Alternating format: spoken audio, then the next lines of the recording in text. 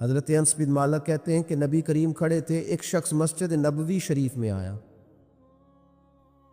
اور حضور صلی اللہ تعالی علیہ وسلم کے سامنے اس نے مسجد نبوی کے، بچہ نہیں، ایک آدمی سیانہ بندہ سمجھدار آدمی، اس نے آ کے مسجد میں پیشاب کرنا شروع کر دیا۔ فرماتے لوگوں نے اسے ڈانٹا اور ڈانٹنے کے لیے دوڑے۔ میرے محبوب علیہ السلام کھڑے تھے، حضور کی طبیعت پر میں نے کوئی تبدیلی نہیں دیکھی، محبوب کھڑے رہے اور کھڑے کھڑے حضور نے فرمایا ٹھہر جاؤ، اب اسے روکو نہ، اس لیے کہ کسی شخص کے لیے پیشاب روکنا ایک بہت مشکل کام ہے، اسے پیشاب کرنے دو۔ جب اس نے پیشاب کر لیا تو وہ بدو تھا، دیہاتی تھا، ان پڑھ تھا، بات کو سمجھ نہیں سکا۔ میرے محبوب علیہ السلام نے فرمایا پانی منگواؤ، یا پانی منگایا تو فرمایا اس پہ بہا دو تاکہ مسجد صاف ہو جائے۔ اور اس شخص سے، یہ بخاری مسلم کی حدیث ہے، ایک حرف بھی حضور نے نہیں کہا، یار ایک حرف بھی نبی پاک نے نہیں فرمایا، ایک لفظ بھی۔ حضور صلی اللہ علیہ وسلم نے کسی ترچھی نظر کے ساتھ پیشاب کر دیا مسجد۔ اور یہاں اگر خدا نہ خواستہ کبھی کو بوڑھا آدمی مسجد میں بھول جائے تو نوجوان اس پر پھبتیاں کستے، اس کا مذاق اڑاتے، بوڑھے کو پتہ نہیں چلتا، اس کو خبر نہیں ہے کیا کرنا، کوئی بھول جائے تو۔ میرے محبوب نے ایک حرف نہیں کہا، ایسا کوئی محبوب کہیں ہوگا نہ کہیں ہے، بیٹھا ہے چٹائی پہ مگر عرش نشیں ہے، اور ملتا نہیں کونین کو کیا کیا تیرے در سے، ایک لفظ نہیں ہے جو تیرے لب پہ نہیں ہے۔ اور یاد رکھیں میرا رب بڑا سخت امتحان لیتا ہے دنیا دار کا۔ جب بندہ دنیا داری کے پیچھے بھاگتا ہے تو اللہ اس کے لیے رستے بناتا جاتا ہے، کہتا چل لے، کتنے پیسے لے گا، وہ جہاں ہاتھ رکھتا ہے نا اس کو دولت ملتی جاتی ہے، وہ دیتا جاتا ہے۔ پتہ اسے تب چلتا ہے جب اللہ اس سے دعا کی لذت چھین لیتا ہے، پتہ اسے تب چلتا ہے جب دنیا رہ جاتی ہے۔ دنیا ظلم کی حد نہیں، زیادتی کی حد نہیں کہ تو رب کریم کا قرآن پڑھ رہا تھا، اتنی دیر تو نے پڑھا جتنی دیر ویلوں کی بارش ہوتی رہی، یہ تو سمجھا ہی نہیں تجھے کتنی بڑی سزا ملی ہے، تو نے سوچا ہی نہیں ہے کہ تو نعت پڑھ رہا تھا اور اتنی دیر تیری زبان پہ رہی جب تک پیسوں کی بارش ہوتی رہی، تو سمجھا ہی نہیں کہ تو صرف اس مرید سے راضی ہے جو نوٹ لے کے آتا ہے، نیک ہے یا نہیں ہے، یہ تیرے لیے سزا نہیں کہ جس دن گاہک زیادہ آئے تو نے نماز ہی چھوڑ دی، یہ سزا نہیں تیرے لیے، تو سمجھا ہی نہیں اس بات کو۔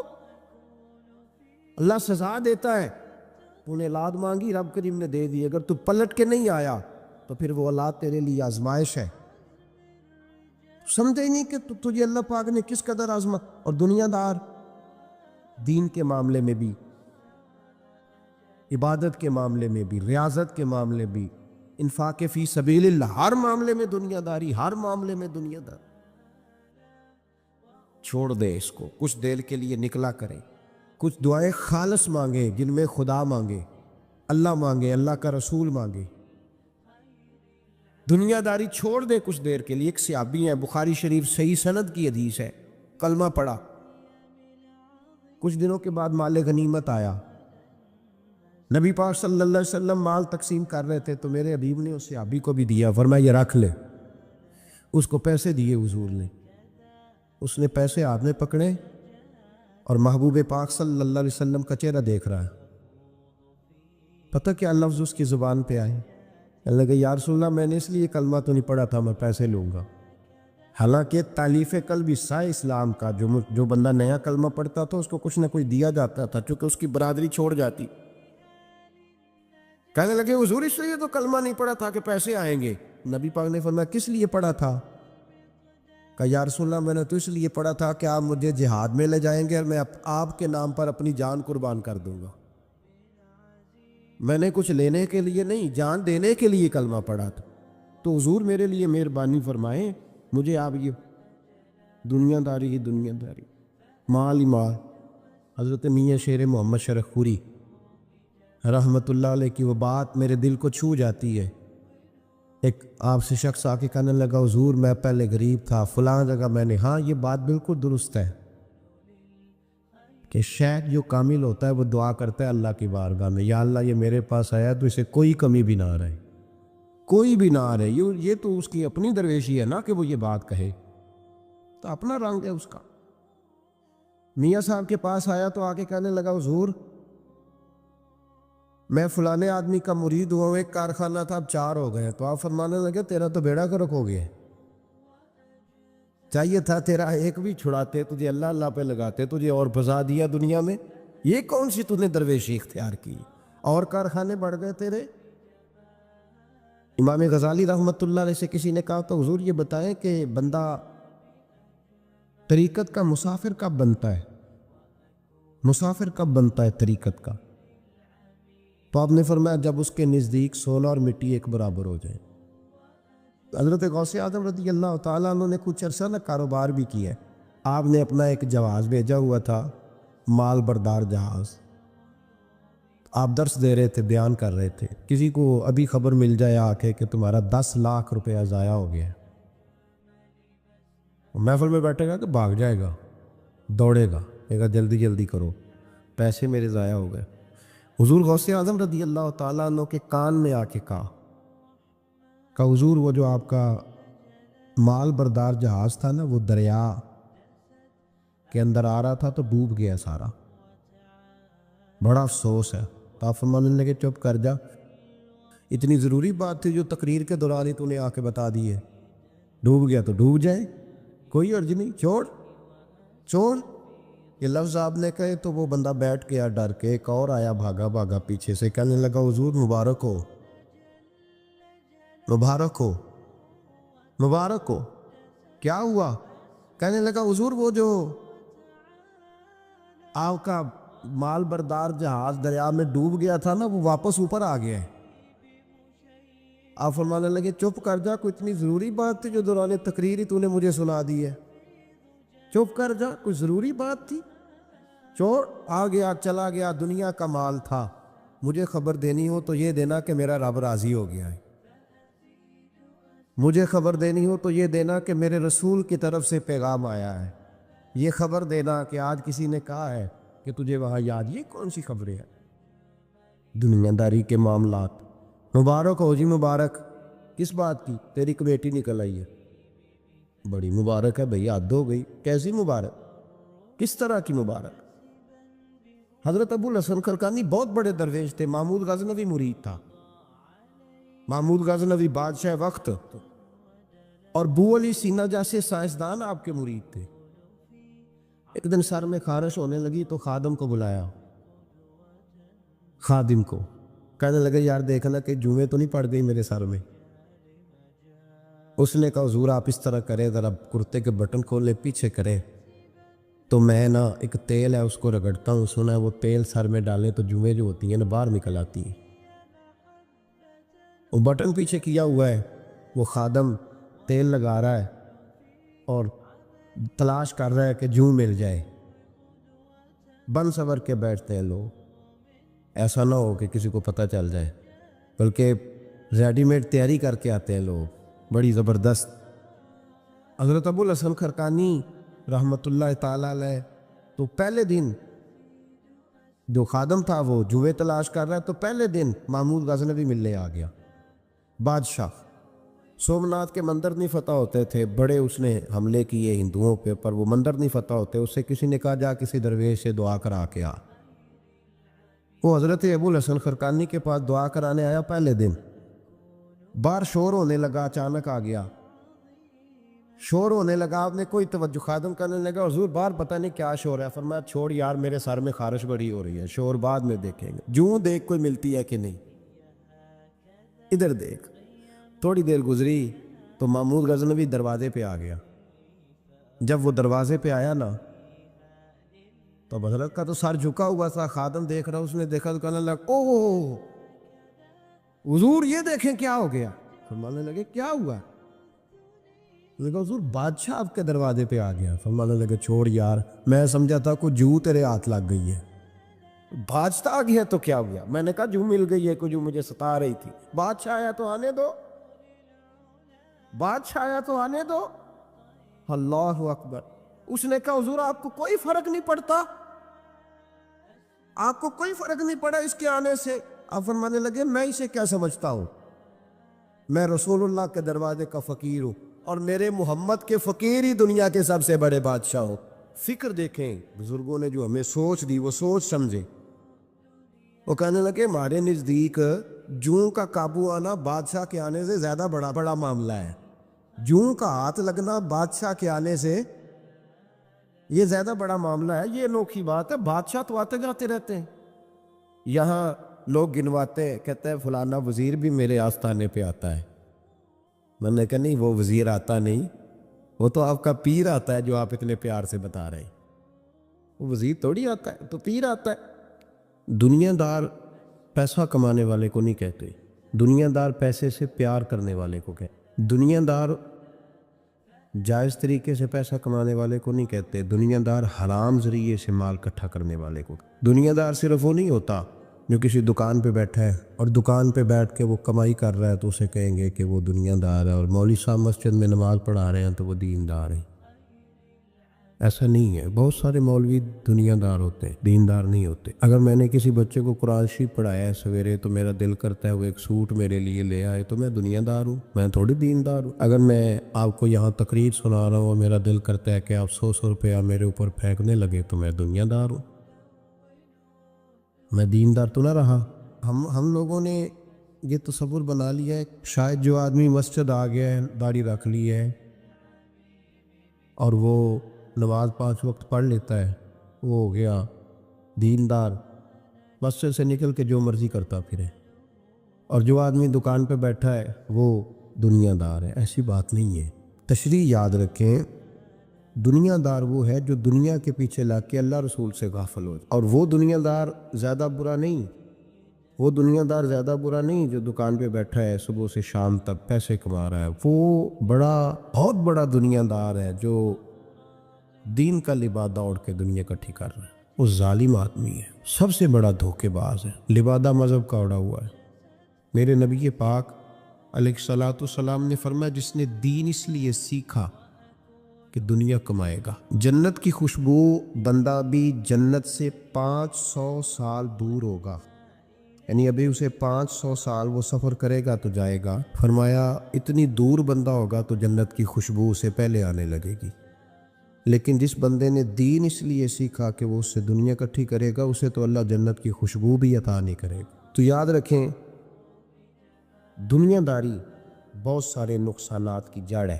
پیسے کی طلب، پیسے کا پیار، الہاکم التکاثر حتی زرتم المقابر۔ اللہ فرماتا ہے تم اتنے دنیا داری کے پیچھے لگے کہ بالآخر قبر تک پہنچ گئے پر تم نے دنیا داری نہیں چھوڑی۔ دنیا داری دنیا میں محو ہو جانا، خدا کو بھول جانا، ہر وقت 2 کے 4 4 کے 8 کرنے کے چکر میں رہنا اور غفلت والی زندگی گزارنا، غفلت والی زندگی گزارنا۔ نماز پڑھتے ہوئے بھی دنیا کی پلاننگ کرنا، نماز پڑھتے ہوئے بھی، ناز سناتے ہوئے بھی پیسوں کی طرف توجہ رکھنا، لوگوں کی جیبوں پہ کو نکلا ہے کہ نہیں نکلا، دائیں بائیں دیکھنا، یہ بہت بڑی دنیا دار، یہ سب سے خطرناک دنیا دار۔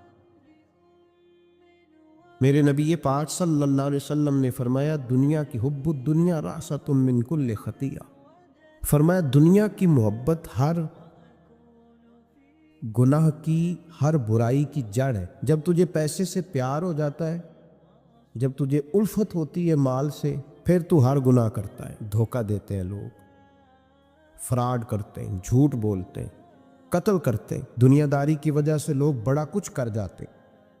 تو پھر اصل چیز کیا ہوئی؟ دولت کی محبت۔ میرے نبی پاک صلی اللہ تعالیٰ علیہ وسلم نے دنیا میں رہ کے نکاح کیا، حضور علیہ السلام کے گھر میں ازواج آئیں، حضور نے گھر بنایا، نبی پاک صلی اللہ علیہ وسلم کے پاس بڑے پیسے آئے۔ ہمارے زمانے میں درویش وہ ہے جو بھوکا ہو، حالانکہ درویش بھوکے کو نہیں کہتے، درویش اس کو کہتے ہیں جس کے پاس کروڑوں روپیہ ہو پر اسے پیسے سے پیار کوئی نہ ہو، اس کو درویش کہتے ہیں۔ دنیا داری اتنی عام ہو گئی ہے ہر حلقے میں، مالدار کا یہ حال ہے کہ کروڑوں روپے ہے پر اس کو سکون نہیں، وہ بیچارہ ہر وقت ٹینشن میں ہے کہ یہ بڑھ کیوں نہیں رہے۔ یہاں تک لوگ کہتے ہیں لوگ پیسوں سے پیسہ کماتے ہیں، ہم نے کیا کمایا آج تک۔ وہ الجھاؤ اتنا خطرناک ہو گیا، اتنا خطرناک۔ لوگ آ کے پیر صاحب سے کہتے ہیں دعا کرے کام چل جائے، تو اللہ کے بندے کے پاس آ کے اس چیز کا سوال کر رہا ہے جو اللہ نے کافر کو بھی دی ہوئی ہے، جو بغیر کلمہ پڑھنے کے اللہ نے کافر کو دے دیا ہے، وہ تو بیعت کر کے مرید ہو کے وظیفہ پڑھ کے حاصل کرنا چاہتا ہے۔ پتہ حضور نے مثال کیا دی ہے؟ مثال میرے محبوب کی، اگر آپ مثال کو سمجھے تو کمال ہو جائے۔ نبی پاک صلی اللہ علیہ وسلم حضرت جابر بن عبداللہ رضی اللہ تعالیٰ عنہ کے گھر سے نکلے تو ایک بکری کا بچہ مرا ہوا پڑا تھا۔ ایک ذبح ہوتا ہے، ایک مر جاتا ہے، مرا ہوا پڑا تھا بکری کا بچہ روڑی کے ڈھیر پہ۔ حضور نے صحابہ کے دلوں میں نقش کرا دی بات، بکری بچہ مرا پڑا تھا تو حضور وہاں رک گئے۔ رک کے میرے محبوب پاک صلی اللہ علیہ وسلم نے فرمایا میرے غلاموں بتاؤ تو صحیح، ادھر آؤ بھائی، ٹھہر جا، تو بھی آ، تو بھی آ، تو بھی آ۔ صحابہ کو بلا لیا، کہاں؟ بکری کا بچہ کیا ہوا تھا؟ اس کو مر گیا تھا، بکری کا بچہ مر گیا۔ حضور نے بلایا، کھڑا کیا، فرمایا یہ بتاؤ اس مرے ہوئے بکری کے بچے کی جو اس کا مالک تھا اس کی نظر میں کیا قدر ہے، کیا قیمت ہے اس کی نظر میں؟ یہاں روڑی کے ڈیر پہ پھر سمجھیے بات کو، مثال کو سمجھیے۔ نبی پاک صلی اللہ علیہ وسلم نے فرمایا یہ مرا ہوا پڑا ہے، یہ مرا ہوا پڑا ہے بکری کا بچہ، یہ تمہارے سامنے، بتاؤ اس کا جو مالک تھا اس کی نظر میں اس کی کیا قدر ہے؟ عرض کی یا رسول اللہ صلی اللہ علیہ وسلم کوئی قدر ہوتی تو بیچارہ روڑی کے ڈھیر پہ ہوتا، کوئی قدر نہیں، صفر ہے۔ کیا انداز ہے، کیا تشبیہ ہے، کیا سمجھانے کا۔ محبوب سمجھایا نہیں کرتے تھے، بات پلا دیا کرتے تھے، نقش ہو جاتی تھی دماغ، نقش کر دی میرے محبوب نے، بات سمجھائی تو نقش کر دی۔ فرمایا میرے غلاموں یہ اس کی کوئی قیمت نہیں تھی تو تب روڑی کے ڈھیر پہ پھینک دیا نا اسے مالک نے۔ فرمایا اگر اللہ کی نظر میں دنیا کے مال کی اتنی بھی قیمت ہوتی جتنی مرے ہوئے بچے کے مالک کی اس کی نظر میں قدر ہے، اتنی بھی قیمت ہوتی، اور پھر بات آگے بڑھائی، فرمایا یہ تو پھر بکری کا بچہ ہے نا۔ اگر اللہ کی نظر میں دنیا کے مال کی قدر اور قیمت مچھر کے پر کے برابر بھی ہوتی تو خدا کبھی کافر کو ایک گھونٹ پانی کا بھی نہ دیتا کہ تو مجھے مانتا نہیں اور میں تجھے دنیا دوں، میں تجھے دوں۔ فرمایا اگر اس کی نظر میں مچھر کے پر کے برابر بھی ہوتی تو اللہ کبھی ایک گھونٹ پانی کا کافر کو۔ میں کہتا ہوں یار جو چیز اللہ نے نہ ماننے والے کو دی ہے، منکر کو دی ہے، تو اس کے لیے دعائیں کر رہا ہے۔ مسلمان کی سوچ کے خلاف ہے یہ بات، یہ قرآن کی فکر کے خلاف ہے کہ اپنی فکر کرو، برما کے لیے، کشمیر کے لیے، فلسطین کے لیے بات نہ کرو، اپنی فکر کرو۔ یہ قرآن کی سوچ کے خلاف ہے، یہ قرآن کے پیغام کے خلاف ہے۔ اس لیے کہ اگر صرف اپنی بات ہوتی تو آمنو اور عاملوا الصالحات پہ بات ختم ہو گئی ہوتی، پھر بات آگے نہ چلتی۔ جب کہا گیا وتواصوا بالحق، حق بات کی تلقین کرنی ہے۔ اگر بات صرف اپنی ذات کی ہوتی تو ٹھیک ہو گیا تھا، نماز پڑھی، روزہ رکھا، حج کیا، ختم ہو گئی۔ لیکن میرے نبی پاک صلی اللہ تعالی علیہ وسلم نے ارشاد فرمایا ایک بستی میں 2 3 4 نیک لوگ رہتے تھے۔ میرے پیارے کریم رسول فرماتے ہیں 3 4 بڑے پرہیزگار، متقی، صاف ستھرے صوفی صاحب، درویش صاحب، علامہ صاحب، بڑے جو کہتے تھے بالکل جی میں کوئی بات نہیں کرتا، کسی بادشاہ کو نہیں چھیڑتا، میں تو بس لوگوں کو اللہ اللہ بتاتا ہوں، میرا کوئی تعلق نہیں، کوئی مرے کو جیے، بڑے نیک صاف ستھرے پرہیزگار۔ باقی ساری بستی گناہ کرتی تھی۔ نبی پاک علیہ السلام فرماتے ہیں رب کریم نے کچھ عرصے تک مہلت دی، پھر مشیت خداوندی، اللہ کا قانون حرکت میں آیا تو کہا جبریل ساری بستی تباہ کر دو، تباہ کر دو۔ اللہ مہلت دیتا ہے، مہلت دیتا ہے۔ ہم لوگ سمجھتے ہیں نہیں نہیں ہماری سیاسی چالیں صحیح چل رہی ہیں، اللہ مہلت دیتا ہے۔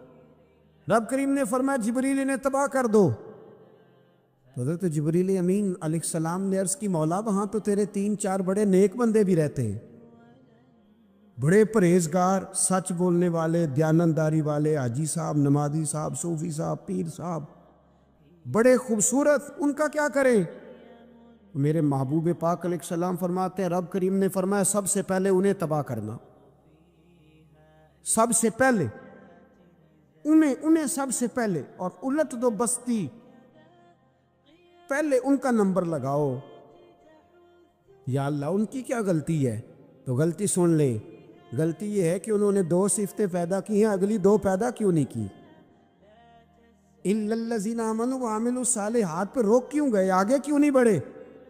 اللہ کریم نے فرمایا جبریل دیکھو نا، میری نافرمانی ہوتی رہی اور ان کے چہرے پر کبھی شکن تک نہیں آیا، لوگ میرا قانون توڑتے رہے، انہیں کبھی برا ہی نہیں لگا، گناہ دیکھ کر کبھی خیال ہی نہیں آیا بدلنے کا۔ میرے بھائی امت مسلمہ اپنے لیے تو آئی نہیں دنیا میں، نبی پاک کی اس لیے تھوڑے آئے تھے کہ پیسے کمائیں، دنیا داری کریں، جھوٹ سچ ماریں اور رخصت ہو جائیں، بچے پیدا کریں۔ یہ کام تو ہندو سکھ بدھ مت سارے کر رہے ہیں، تو فقط اس کام کے لیے تھوڑی آیا ہے۔ کنتم خیر امت اخرجت للناس، اللہ فرماتے ہیں میرے محبوب کے غلاموں تم بہترین امت ہو، میں نے تمہیں امتوں کے بھلے کے لیے پیدا فرمایا ہے، تمہیں لوگوں کی امامت کے لیے دنیا میں بھیجا ہے۔ اے نوجوان مسلم کبھی یہ تدبر بھی کیا تو نے، وہ کون سا گردو ہے جس کا ہے تو ایک ٹوٹا ہوا تارا؟ تو نے کبھی سوچا ہے تو کیا ہے؟ پتہ ہے تجھے؟ روزی کماؤ، روٹی کماؤ، اور اب تو بہت سارے لوگ جھوٹ کی دنیا میں زندہ ہیں، جھوٹ بولتے ہیں اپنے آپ کے ساتھ بھی، دائیں بائیں فراڈ کر رہے ہیں اپنی ذات کے ساتھ، خول بنا لیا اس میں بند ہو گئے، باہر ہی نہیں نکلی۔ اپنے ملک کی سوچو، اپنی بات کرو۔ علامہ اقبال نے پتہ کیا کہا تھا؟ اقبال نے، یہ سنو، جو لوگ کہتے ہیں پہلے پاکستان، برما کے مسلمان، بعد میں کشمیر کے مسلمان، پہلے سنو اقبال کیا کہتے ہیں۔ اقبال کہنے لگے ان تازہ خداؤں میں بڑا سب سے وطن ہے، ان تازہ خداؤں میں بڑا کون ہے؟ وطن کی محبت ایمان کا حصہ، اس میں شک نہیں، لیکن اگر اسلام سے پہلے وطن آ گیا تو اقبال کہتے ہیں ان تازہ خداؤں میں بڑا سب سے وطن ہے، اور جو پیرہن اس کا ہے وہ مذہب کا کفن ہے۔ فرماتے ہیں جو وطن اوڑھ لیتا ہے اس نے اپنے مذہب کو دفن کر دیا۔ سب سے پہلے پاکستان نہیں، سب سے پہلے رسول اللہ کا دین ہے، سب سے پہلے قرآن ہے، سب سے پہلے نبی پاک کا فرمان ہے، سب سے پہلے امت مسلمہ ہے۔ ان تازہ خداؤں میں بڑا سب سے وطن ہے، جو پیرہن اس کا ہے وہ مذہب کا کفن ہے۔ اور اقبال کہنے لگے قوم مذہب سے ہے، مذہب جو نہیں تم بھی نہیں، قوم مذہب سے ہے، مذہب جو نہیں، کوئی نہیں سمجھ آ رہی آپ کو میری بات؟ قوم کس سے ہے؟ پاکستانی ہونے سے، پنجابی ہونے سے، سندھی بلوچی پٹھان ہونے سے؟ نہ، قوم مذہب سے ہے، اور مذہب جو نہیں تم بھی نہیں۔ یہ کیسے ہو سکتا ہے کہ مذہب نہ ہو اور بندہ زندہ رہے؟ یہ کیسے ہو سکتا ہے؟ بھائی کافر نے اصل میں جاگ ہی نہیں رہا، میں جاگتا ہی نہیں، میں جیب کی سوچتا ہوں، مسجد کی سوچتا ہوں، خانقاہ کی سوچتا ہوں، مدرسے کی سوچتا ہوں، دکان کی، سارا دن تو اس چکر میں لگا رہتا ہوں لوگوں کو ثابت کرنے میں کہ میں صحیح ہوں باقی غلط ہیں۔ میں تو اپنی ذات کے خول سے اٹھ ہی نہیں رہا، اور مجھے یہ اندازہ ہی نہیں کہ لیبیا سارا کٹ گیا، مصر کے ٹکڑے ٹکڑے ہو گئے، مجھے پتہ ہی نہیں کہ شام، جس کے بارے میں میرے نبی پاک علیہ السلام نے فرمایا مکے اور مدینے کے بعد اللہ نے سب سے زیادہ برکتیں ملک شام میں رکھی ہے، اور حضور نے فرمایا جس نے ہجرت کرنی ہو وہ شام جائے۔ اتنا اعلیٰ ملک سارا کٹ گیا، 4-4 ہزار لوگ ایک دن میں قتل ہو گئے، پر میرا گھر آباد ہے نا، کوئی حرج نہیں، وہ کٹتے ہیں تو وہ دور ہیں، کٹتے رہے۔ فلسطین میں ہمارے ہاں معراج کی محفلیں بڑی جم کے ہوتی ہے، سارے لوگ پڑھتے ہیں سبحان الذی اسریٰ بعبدہ لیلا من المسجد الحرام الی المسجد الاقصی۔ انہیں پوچھو روز قرآن مجید میں مسجد اقصی کا نام لینے والوں، تم مسجد اقصی کہتے ہو تو تمہیں اللہ کتنی نیکیاں عطا کرتا ہے، بتاؤ تو صحیح مسجد اقصی کدھر ہے؟ اور اب تو میری طرح کے مولوی آدھی حدیث سناتے ہیں، کہتے ہیں مسجد نبی میں ایک نماز پڑھو تو 50,000 کا ثواب، حرم شریف میں پڑھو تو 1,00,000 کا ثواب۔ مولانا حدیث یہاں سے شروع نہیں ہوتی، کھولو تو صحیح کنز المال، پڑھو مسند امام احمد بن حنبل، حدیث تو یہاں سے شروع ہوتی ہے۔ میرے نبی پاک نے فرمایا مسجد اقصی میں جس نے ایک نماز پڑھی 25,000 کا ثواب، اور میری مسجد میں جس نے ایک نماز پڑھی 50,000 کا ثواب، اور اللہ کے گھر بیت اللہ جس نے پڑھی 1,00,000 کا ثواب۔ مسجد اقصی کا تو ذکر ہی چھوڑ گیا ہے، کیوں؟ وہ مسجد جس کی طرف منہ کر کے 15 سال میرے نبی پاک نے نماز ادا کی۔ کس نے؟ بولیے گا 15 سال تک، 2 ہجری میں 13 سال مکے میں، 2 سال مدینے میں، مسجد اقصی کی طرف جدھر منہ کر کے تیرے اور میرے رسول نماز پڑھتے رہے۔ آج وہ مسجد یہودی کے قبضے میں ہے، کئی کے جمعے تالا رہتا ہے، وہاں نماز نہیں پڑھنے دی جاتی۔ مجھے کیا لگے اس بات سے؟ میری مسجد میں تھوڑی لگا ہوا ہے۔ ایسی ہوا چلی ہے کہ ہر شخص سوچتا ہے تمام شہر جلے بس ایک میرا گھر نہ جلے۔ بھائی یہ وہ دور ہے جس دور میں ذرا سی بھی کسی شخص کو تکلیف ہوتی ہے تو عالمی میڈیا پہ بات جاتی ہے، موبائل جیبوں میں فوراً تصویریں کیش ہوتی ہیں۔ میں اور آپ، ہمارا اس قوم سے تعلق ہے جس قوم کے بچے کٹ گئے، ذبح ہو گئے، عورتوں کے پستان کاٹ کے برما کے بدھوں نے ان کے کباب بنا کے کھا لیے، چھوٹے چھوٹے بچوں کی لاشیں انہوں نے لٹکا ڈالی۔ اور یہاں میں حکومت کی کیا بات کروں، یہاں کسی سیاستدان کو مکھی کاٹ جائے تو ہمارے پھٹے آباد ہو جاتے ہیں بحث کرنے کے لیے۔ ہمارے اپنے لوگ، عام آدمی نہیں بات کرتا، عام آدمی نہیں نکلتا، عام شخص کو فکر ختم ہو گئی۔ وہاں میری بھائی سب سے بڑھ کر بہترین مسجد کے خطیب امام حسین تھے۔ مسجد نبی سے بڑی بھی کوئی مسجد ہوگی جس منبر پر رسول پاک بیٹھ کے خطبہ دیا کرتے تھے، اور میرے مصطفیٰ کے آستانے سے بڑا بھی کوئی آستانہ ہوگا جس کی سجادگی امام حسین کے پاس تھی۔ کہتے ہیں ہمارا کیا تعلق، ہمیں کیا لگے، جو مرضی ہوتا پھرے۔ امام علی مقام آرام سے مسجد نبی میں بیٹھے تھے، زمانہ پوری دنیا سے جاتا تھا، ہاتھ چومتا تھا، قدموں میں بیٹھتا تھا۔ اتنے بڑی عظمت والی بھی کوئی شخصیت ہوگی جس کے رگوں میں رسول اللہ کا خون دوڑتا ہے، جسے حضور اپنی زبان مبارک اس طرح وہ چوسا کرتے تھے جیسے عرب کے لوگ پیاس کے عالم میں کھجور چوسا کرتے تھے۔ اتنا بڑا بھی کچھ شخص تھا، لیکن جب دین پہ کڑا وقت آیا تو حسین نے مسجد کی خطابت نہیں بچائی، آستانہ نہیں بچایا۔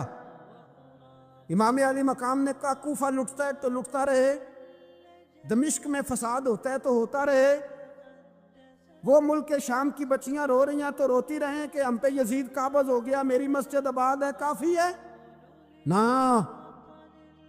امام حسین نکلے اور نکل کے کہنے لگے جنت البقیع والی جگہ پہ کھڑے ہو کہ یا رسول اللہ میں جا رہا ہوں اور آپ کے لیے جا رہا ہوں، اس لیے کہ مجھے اس شام کو بچانا ہے جس شام میں رسول اللہ کا کلمہ پڑھنے والے لوگ بستے ہیں، مجھے کوفہ، دمشق، مصر کے لوگوں کو بچانا ہے۔ نانا تیرے کرم کے خزینے کی خیر ہو، میں جا رہا ہوں تیرے مدینے کی خیر ہو۔ نکل کھڑے ہوئے امام علی مقام، میدان میں نکلے، کس کے خلاف؟ بولے کون تھا؟ یزید مسلمان تھا، اس وقت تک تو سب نے مسلمان لکھا ہے، جس نے کافر کہا شہادت امام حسین کے بعد کہا۔ جرم کیا تھا؟ میری گردن جھک جاتی ہے جب میں یہ بات کرتا ہوں، ایمانداری سے کہہ رہا ہوں، جوش خطابت نہیں، میری گردن جھکتی ہے جب میں یہ لفظ ادا کرتا ہوں۔ امام علی مقام اس شخص کے خلاف نکلے. سارے خطبے امام حسین کے پڑھ کے دیکھو. امام حسین نے فرمایا یزید شرابی ہے. شرابی مسلمانوں کا حکمران ہو سکتا؟ آپ نہ بولیں بے شک، پر بات تو سچی ہے نا. امام حسین نے فرمایا شرابی کو ووٹ دیا جا سکتا؟ فرمایا رنڈیوں کا ناچ دیکھتا ہے جو مجرے دیکھے، جو رنڈیوں کے ناچ دیکھے وہ مسلمانوں کا حکمران ہو سکتا؟ امام حسین میدان میں نکلے اور 18 سال کے علی اکبر سے لے کر 6 مہینے کا علی اصغر دے دیا. لیکن شرابی کو برداشت، بے حیا کو برداشت تو میں کیسے کرتے؟ دوستی قاتل سے بھی، مقتول سے یارانہ بھی. اپنی جیب سے فلک سے چھپوا کے ظالموں، جابروں، بدماشوں کو ووٹ دیتے ہو. امام حسین کو تیری دیگ کی ضرورت ہے جو تو 10 محرم پہ پکاتا ہے، چاولوں کی ضرورت ہے جو تو نے 9 محرم کو پکائے. ان کو اس بریانی کی عادت تھی جو تو نے پکائی ہے. میرے گھر میں فلاں M N A M P A صاحب آ گئے تھے. امام حسین کے گھر کے اندر یزید نے پیغام بھیجا. اس نے کہا جیسے کہو گے کر لوں گا، جتنے پیسے کہو گے دے دوں گا، جتنی مسجدیں کہو گے بنوا دوں گا، جتنے ادارے کہو گے تعمیر ہو جائے، مجھے نہ چھیڑو. آپ نے فرمایا نا، مسجد مدرسے اس وقت آباد رہتے ہیں جب حکمران صحیح ہوتے ہیں، اور جب حکومتیں غلط ہوتی ہیں تو پھر مساجد آباد، پھر مدارس کی آباد کاری ہو ہی نہیں سکتی. میں دین میں نیا رکھنا کھول دوں؟ امام علی مقام کھڑے ہوئے، پر میں کیا کروں؟ حکومت کیا کروں؟ حکومت سے کیا کہوں؟ اگر میری ملت کے اپنے جوان کے موبائل میں رنڈیوں کا ناچ ہو تو 10 محرم کو تو امام حسین کربلا میں تڑپ جاتے ہوں گے. اگر 9-10 محرم کو جو نکلا امام علی مقام کی بات کرنے کے لیے، وہ نوجوان اگر سگریٹ کا، شراب کا، بدماشی کا عادی ہو تو حضرت علی اصغر کہیں گے نا میری قربانی کا کیا بنا؟ وہ تو نکلے تھے عریانی اور فحاشی کے خلاف. اور اگر ملت کا جوان روز چوک میں کھڑے ہو کے لڑکیوں کو تاڑتا ہو تو حضرت علی اکبر تو اپنی قبر میں روتے ہوں گے کہ یہ اس قوم کے لیے جان دے دی جو آج جزیدی طریقوں پہ عمل کر رہی ہے، جو ساری رات گند دیکھ کے سوتی ہے، جو ساری رات بے حیائی، فحاشی اور عریانی میں لگی رہتی ہے. ان لوگوں کے لیے جان دے دی. اتنا ظلم ان شہیدوں کے ساتھ، اور 10 محرم کو دیگ پکا کے کہتا ہے میں امام حسین کا ماننے والا ہوں، میں امام علی مقام سے پیار کرنے والا ہوں. نہ بھائی، نہ دو رنگی چھوڑ کے یک رنگ ہو جا، سراسر موم ہو جا یا سنگ ہو جا. امت مسلمہ کو بیدار ہونا پڑے گا. امام علی مقام میدان میں نکلے، ڈٹ کے نکلے، اور امام نے فرمایا میدان میں نکل کر کہ میرا وطن مدینہ ہے، میرا وطن مدینہ ہے، پر مدینہ بعد میں، رسول اللہ کا دین پہلے. تو پاکستان کی بات کرتا ہے؟ امام علی مقام نے فرمایا مدینہ کی شہریت بعد میں، رسول اللہ کا دین پہلے. اور تیرے تو بچے عام سے ہیں. امام حسین نے فرمایا میری گود میں جو بچے ہیں وہ رسول اللہ کے نواسے ہیں، پر بچے بعد میں، نبی پاک کا دین پہلے.